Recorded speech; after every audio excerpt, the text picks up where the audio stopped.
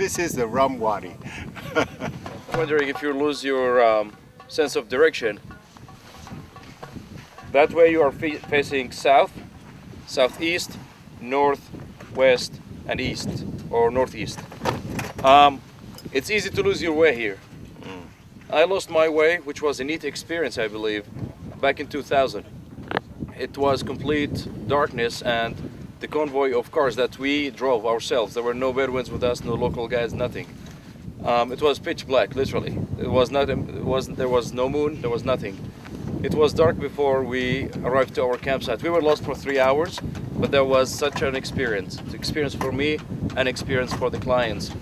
Because each one of them drove their own vehicles and we had GPS, but hey, this is desert, no GPS will help you. So a lot of people were stuck in the sand dunes and we had to pull all those vehicles out. But it was the main highlight of their trip, by the way. It's a vast desert here and it's so unique because once you're here, you would enjoy the majestic raw beauty of God's creation. How many of you could enjoy your silence in your own cities? Not too often. I want you to enjoy this desert. Enjoy the silence. Leave everything behind you. Forget about writing for the time being. Forget about checking your mailbox every day.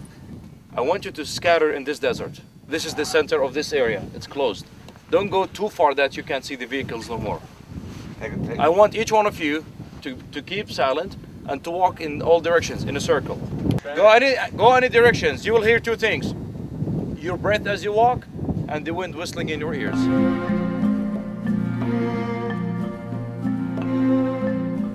These rock formations are amazing. When nature is left to do its thing, we get the best results of artistic formation.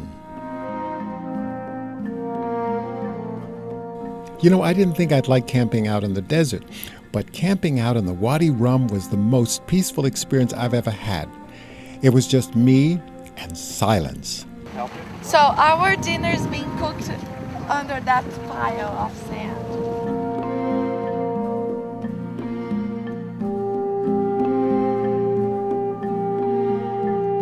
So this is the land of the Bedouins, and a lot of people, they still live here and they travel on camels. Actually, speaking of camels, check this out.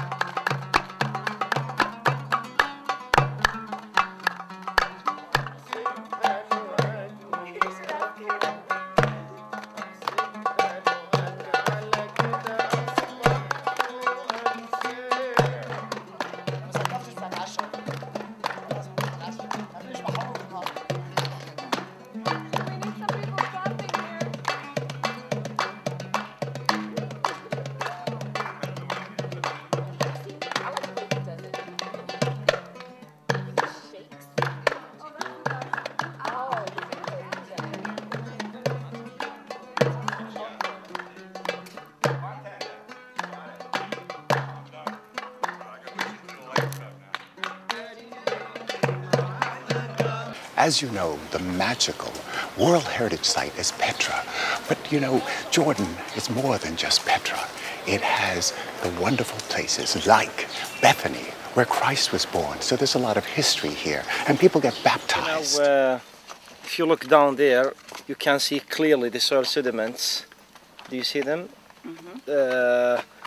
I mean that according to the geological study on the site, Jordan River 2,000 years ago it was running this area. Firstly, so this is the east bank of Jordan River, and if it is not, let's say, sufficient evidence, there is a traveler, his name Mulibald. He was British. He visited Elijah's Hill, and my colleague Ibrahim pointed out Elijah's Hill.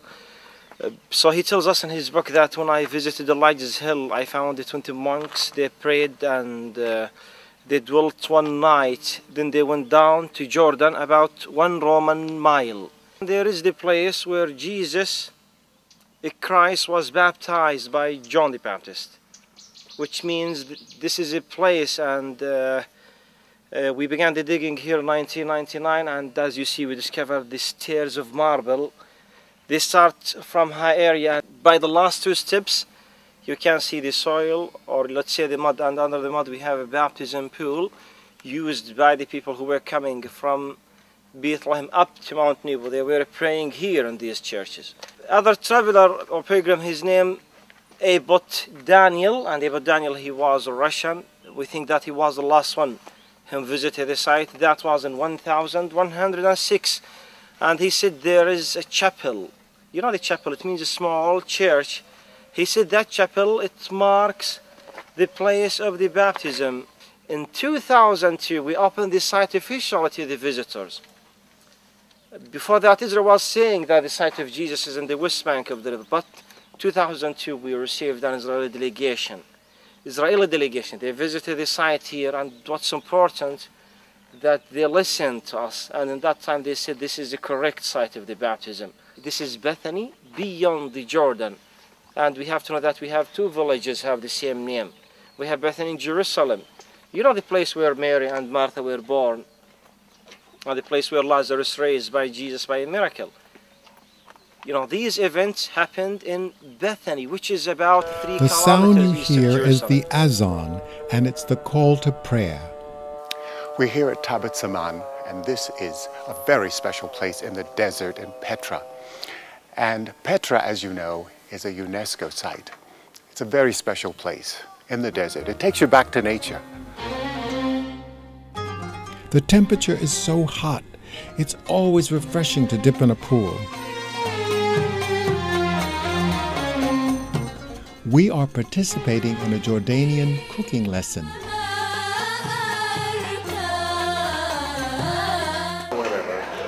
Okay, John, I'm doing something good. You know, usually my specialty is toast, so I'm working my way up here. Cheers, everybody.